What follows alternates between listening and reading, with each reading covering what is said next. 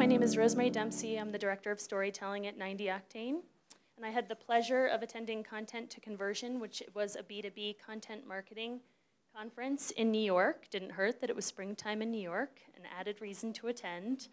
But some of the top minds in B2B content marketing got together to talk about case studies, successes, new ideas. There were some really great takeaways from the diverse array of speakers, so that's what I'm going to bring to you today. There wasn't really one keynote, to be honest. There was an opening session by Joe Pulizzi, who's the head of the Content Marketing Institute and runs an event on content marketing. And there was also Ann Handley, who's the Chief Content Officer of Marketing Profs, who ran one of the main sessions. I'd say the first takeaway that I gleaned was that you need people. People need people. I won't break out into song or anything like that. But isn't that always the case? You're going to have to build a team in order to meet the demand for content. Frequency matters, so this is a classic marketing notion that you have to be really consistent in your delivery and people have to know what to expect from you. And it's no more true in content marketing than anywhere else. And lastly, you have to be relevant, and if you're relevant to what your target audience really needs, then you're creating value. So let's start with people. Who should be on the content marketing team? This is a slide or a whiteboard illustration from Ann Handley, and at 90octane we love to whiteboard, so I felt like I could really relate. She describes the content marketing team as headed up by a strategist, and that makes a lot of sense because you need somebody who's got a bigger picture idea of the overarching business goals and objectives to head up the team. Under that person, you have an editorial director who's in charge of obviously choosing the stories that will resonate best with the audience, a curator, because you need someone who can actually source valuable content from third-party sources, a syndicator who makes sure that your content's pushed out through the right channels, analytics expert and site manager who will make your great content digital, and then under the storytelling sort of chief, the editorial director, we also have the content producers, designers, and creators, so all the people who are actually generating the content and making this happen. What's interesting to me about this is that as a newspaper, the newspaper business and some of the more traditional or print-oriented means of communication are changing and maybe even falling by the wayside, some of the organizations that are doing content marketing best are actually building up teams that look like publishing departments from yesteryear. Of course, you don't have to plan to do it all by yourself. As you can see from this slide from the Aberdeen group, they did a research study with some of the top content marketers, and 56% are using a mix of in-house resources and freelancer or agency support. And I think that's interesting because then you have the benefit of having all of your internal resources who are closest to the brand driving content, but then you also have support from external resources who can put that third-party, more objective view on what you're doing. Now we'll move on to a more exciting topic, which is dating.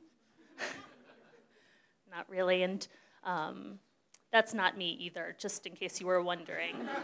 I know there's a striking resemblance there, but that's just a model.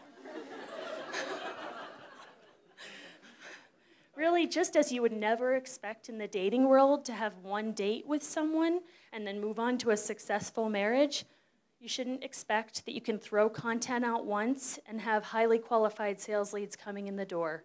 So one of the takeaways here was, don't think content, content, content. I'm sorry, yes, do that. Think, rewind. You need to be thinking content, content, content. And then registration. And not just content registration. And that's tricky for everybody, including me, obviously. This opens up the idea of the great gate debate. How much content should be gated behind a registration form and how much shouldn't? Obviously, by putting content behind registration, you're limiting its shareability and you might be decreasing the amount of people who actually get to the content ultimately. But on the flip side, you can create real value with the content that's gated. And you can also tease out, this was a great tip from someone at SAP, you can tease out some of the strong content to encourage initial interest and then gate the more deep, rich content. There's another idea here related to frequency from the conference, and that's curation. Curation is a very hot topic in the content marketing world. Most people are using some mix of their own content and other people's content to make it work, and that's okay. It's okay if 95% of us are doing it. And I think there's a trend here, too, that we're going to see this mix of original content and curated content moving towards more curated content. We're already at this point where social media sites and content curation sites are such an asset, but now we really need to place sort of importance on being able to source the best content from third-party sources that's right for your audience. Your audience needs to see you as a credible resource that understands their business, their industry, and their challenges, and it's okay if some of the content comes from other sources. So moving on to the third point from the conference, relevance and value. What is valuable content?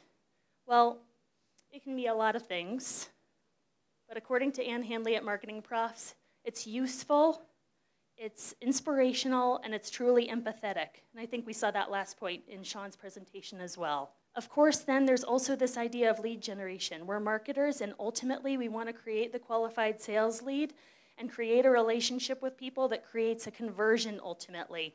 And as you can see from the same Aberdeen Group research study, a lot of people are using content marketing to reach that ultimate goal of lead generation. But it's how you get there that's really important. So here's an example of how SAP created a blog that answered customers' questions.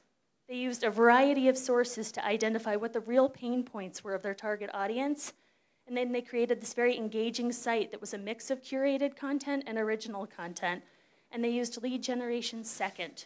There's the tiniest reference to signing up for a regular e-newsletter and email in your inbox, but really the focus here was addressing the needs of the target audience. That's valuable content. How do you get there? It's not as easy as it might sound. But one suggestion is to start with a content marketing mission statement. So this was from the head of the Content Marketing Institute, and I think it's really useful. This is something you can do even in a public way. You can put it on your About Us page or on the About Your blog page. You identify who the core target audience is, what you're going to give to them, and what the outcome or the result for them is going to be. Here's an example of how a company did it very gracefully. Inc.com identified their target audience right on their About Us page. They said, this is for entrepreneurs and business owners. They said, what are you going to get out of this? Useful info, advice, insights, resources, and inspiration. And in the end, you're going to do a better job at running and growing your business. Ironically, they took this off of their About Us page recently, so not sure what the idea there is, but hopefully they get back to a content marketing mission. Once you have that foundational element of a content marketing mission, then you can start thinking about editorial and publishing. So editorial asks, is the content going to be interesting for the audience? What's going to stick? And publishing asks, what's the right medium and what's the right frequency for delivery? In the end, what we really want to be doing is reading what our buyers read, sharing the most useful information, and really becoming known to our target audience as someone who understands them. And then there's this piece, of course. We need to share information about our services, our solutions. As B2B companies, it's really important that ultimately we get to that point of driving revenue. It's just how you do it and how you couch it, which is what Sean showed is so important. So here are some ideas to take away, to borrow or steal for your own organization that I thought were most helpful from the conference. I'm a little bit biased, but I think you should always start with story. And then you can think about the other stuff, like channels. You should think content ecosystem. Everything is part of a bigger plan. You want to think of content as a service to your customers. So is it really creating value? You're telling a bigger story than your brand, and you're asking, would my reader thank me if they shared the same content across all of their social channels? Would their networks thank them for sharing it? It's a good check. Think targeting a smaller target audience, getting more niche so you can really identify the specific pain points and needs of the audience. Think of social media as storytelling platforms, not just sharing. So as important as curation is, you can think about the true stories that your brand wants to tell, and social media is a great place to do it.